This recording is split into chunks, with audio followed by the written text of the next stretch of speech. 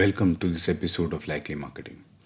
In this episode, we will look at a short history of webinars, what led to their rapid rise, what led sales and marketing teams to adopt them, focus on the understated vibrant spot on that canvas, and explore the likelihood of expanding this understated vibrant spot.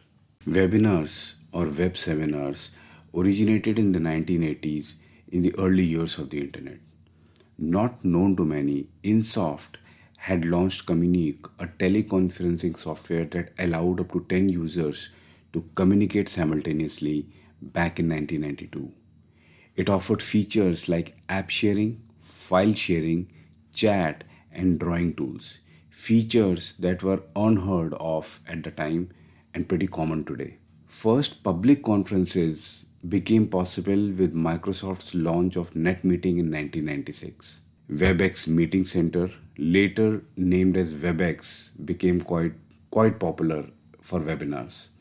A host of tools popped up in the market, each offering their take on better user experience and interaction. By 2000, internet video communication had become popular to address five specific use cases. First, video calling between two people. Second, tech support, which was same as video calling but with the provision of taking remote control of the computer.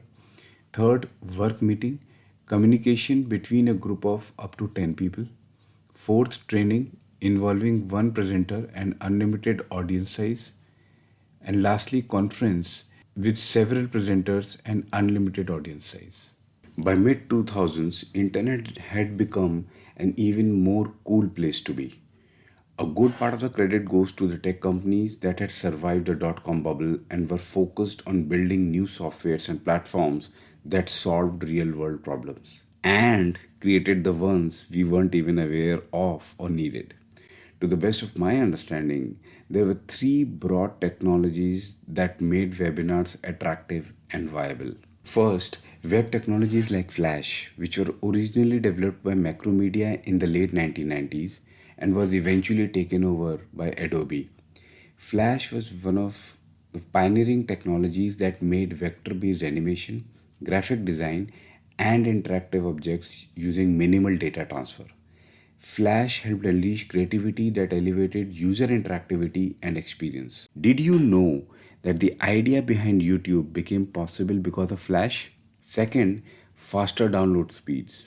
In a span of less than a decade starting with the year 2000, global average of internet download speeds rose from 100 kbps to 1 mbps in 2005, touching 10 mbps by 2010. Lastly, smartphones and mobile technologies brought mobile operating systems like iOS and Android, which led to adoption of web real-time communication or WebRTC protocol as part of the HTML5 development.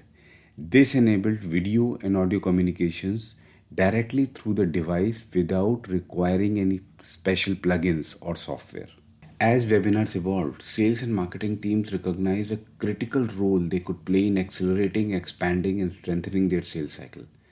Webinars became an important ingredient in the sales and marketing outreach recipe because they enabled them to reach wider audience by bringing prospects having wide range of profiles from target organizations. Webinars also help discover new segments of audience for further exploration, engage with the audience in real time with an opportunity to drive deeper, meaningful interactions, provide content to the audience on demand so that they can self educate on their schedule, drive conversations and generate leads, offer high quality content that helps build brand credibility, and finally create pillar content that can be repurposed for content marketing.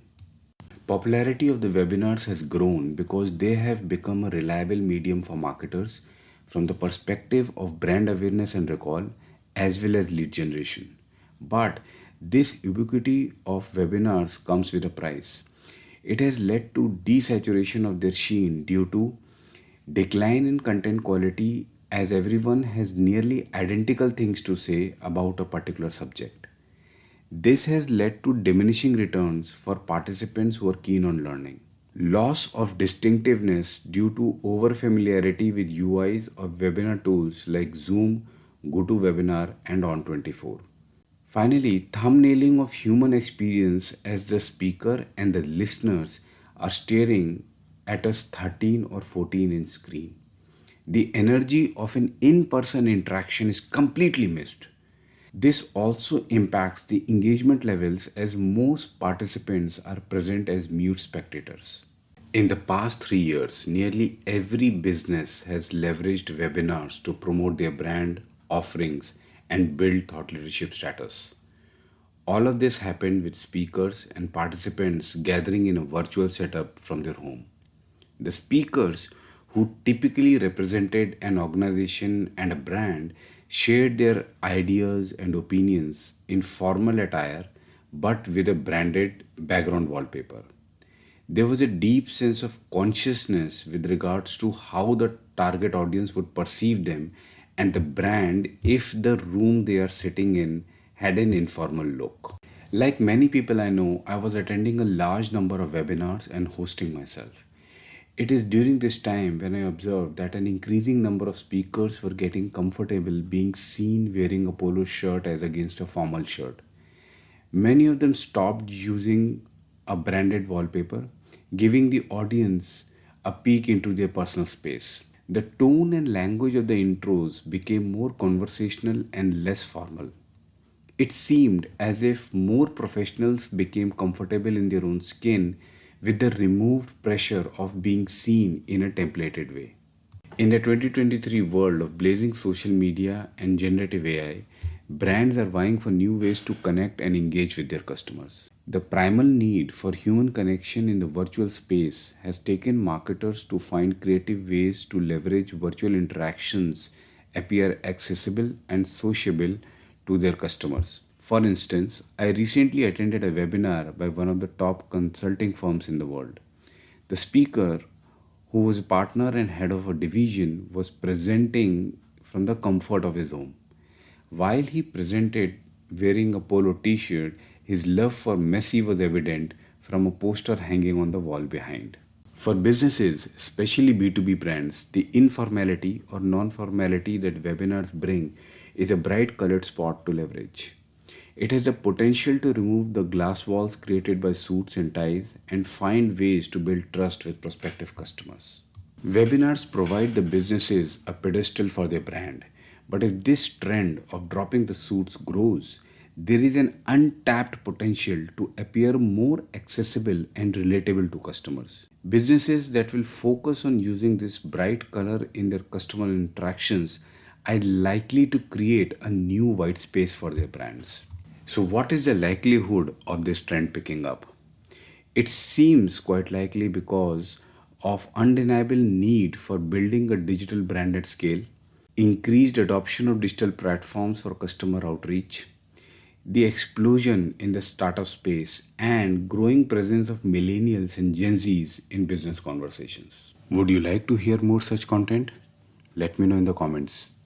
Do like and subscribe the channel. See you in the next one.